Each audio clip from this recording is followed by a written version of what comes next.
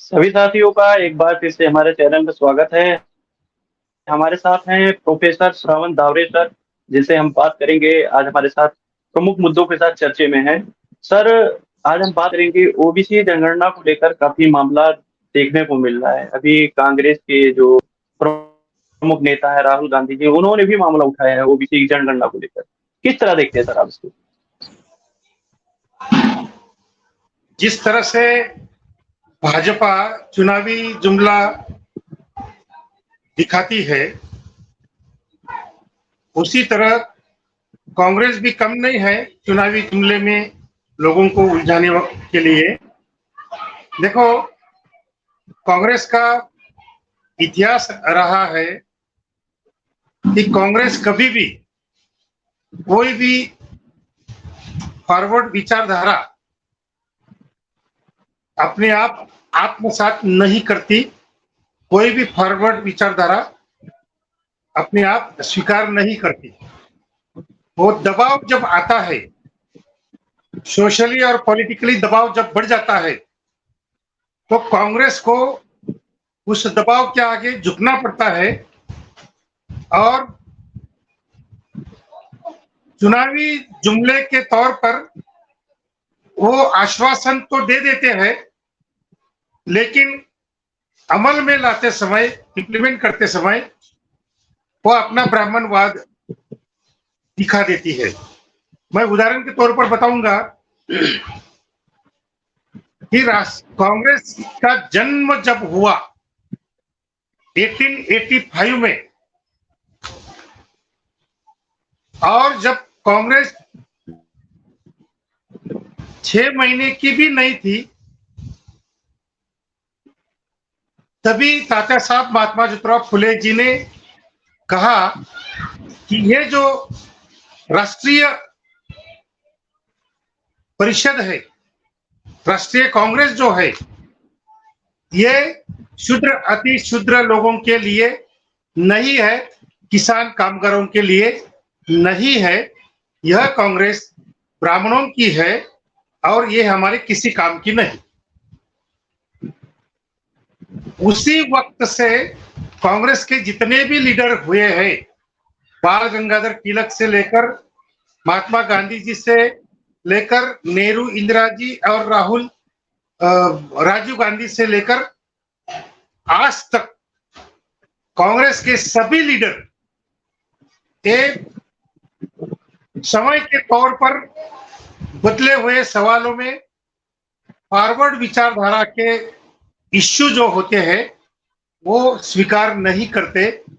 अगर दबाव के कारण स्वीकार करने भी पड़ते हैं तो वो अमल में लाते समय वो अपना ब्राह्मणवाद दिखा देती है। इसके कई उदाहरण मैं दूंगा। तात्या साहब महात्मा ज्योतिराव फुले की सत्यशोधक मूवमेंट चल रही थी। उस वक्त कांग्रेस के बहुत बड़े लीडर बाल गंगाधर तिलक थे, जो खुले आम तौर पर शूद्र अति शूद्र लोगों का और अनटचेबल लोगों का द्वेष करते थे। अपने अखबार में लिखते समय शूद्र और अति शूद्र और अनटचेबल लोगों के खिलाफ लिखते थे और इस तरह से अनटचेबल लोगों में से और एसटी, एसटी, ओबीसी में से फॉरवर्ड विचारों के लोग कांग्रेस में नहीं आने चाहिए। इसलिए बाल गंगाधर तिलक ने उनके शामियाना को जला भी दिया था। तो देखो, जब गांधी जी आए तो गांधी जी खुलेआम जाति व्यवस्था को मानते थे, वर्ण व्यवस्था को मानते थे। लेकिन जब बाबा साहब आम्बेडकर का आंदोलन बड़ा हो गया, सोशली और पॉलिटिकली दबाव बढ़ने लगा, सत्यशोधक मूवमेंट का भी दबाव बढ़ने लगा, ब्राह्मणेतर पार्टी नाम की एक पार्टी उस वक्त थी, उसका भी दबाव बढ़ने लगा, और इस तरह से शूद्र अति शूद्र और अनटचेबल जनता की तरफ से जब मूवमेंट होने लगे, आंदोलन होने लगे, तो गांधी जी एक पैर पीछे आते हुए कहते हैं, मैं जाति व्यवस्था को नहीं मानता, लेकिन मैं वर्ण व्यवस्था को मानता हूं। और आगे जाकर गांधी जी ने बाबा साहब अम्बेडकर के खिलाफ में बहुत काम किया। बाबा साहब अम्बेडकर के जी खिलाफ में बोले, लिखा, उनका अपमान भी किया।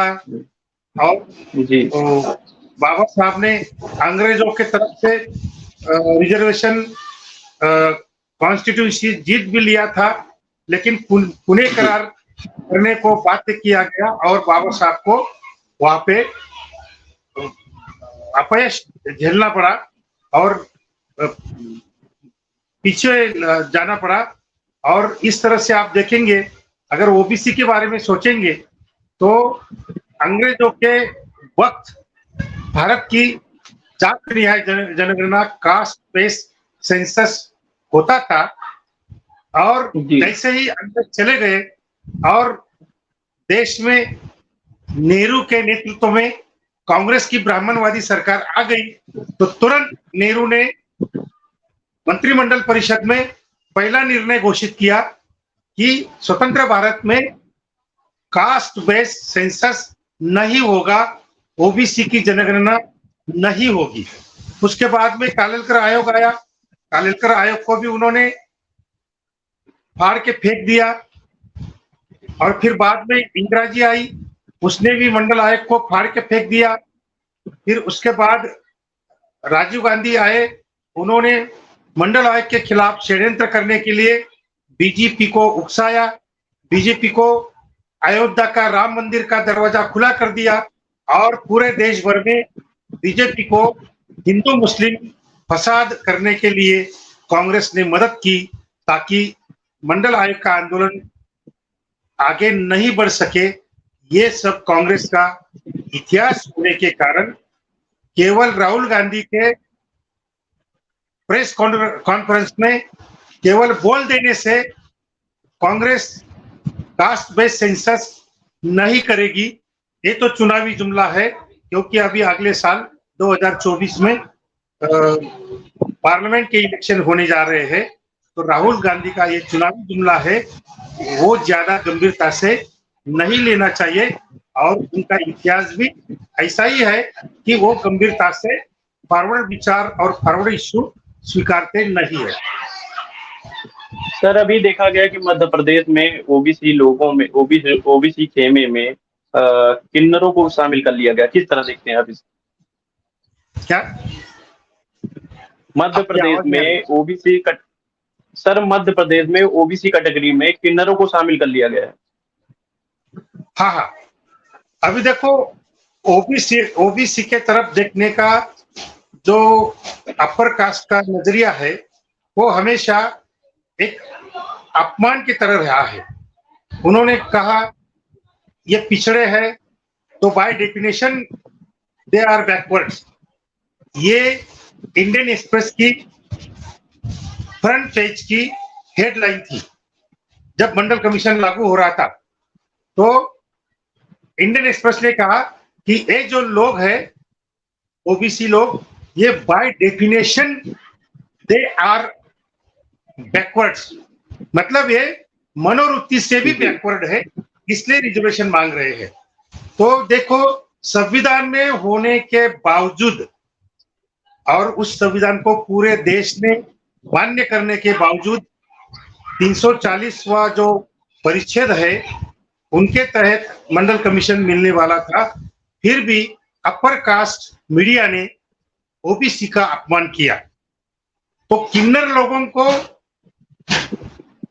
मेरा विरोध नहीं है, उनको आप अलग तरह से कोई रिजर्वेशन दे सकते हैं। जैसे कि आप अपर कास्ट ब्राह्मण क्षत्रिय वैश्य जातियों को ईडब्ल्यूएस 10% आरक्षण दे सकते हैं, तो किन्नरों को भी 2% 5% जितना भी दे सकते हैं उतना आरक्षण आप दे सकते थे। लेकिन आपको ये बताना है कि ये जो ओबीसी लोग हैं, इनकी हैसियत किन्नर लोगों से ज्यादा नहीं है, ये किन्नर के लेवल के लोग हैं।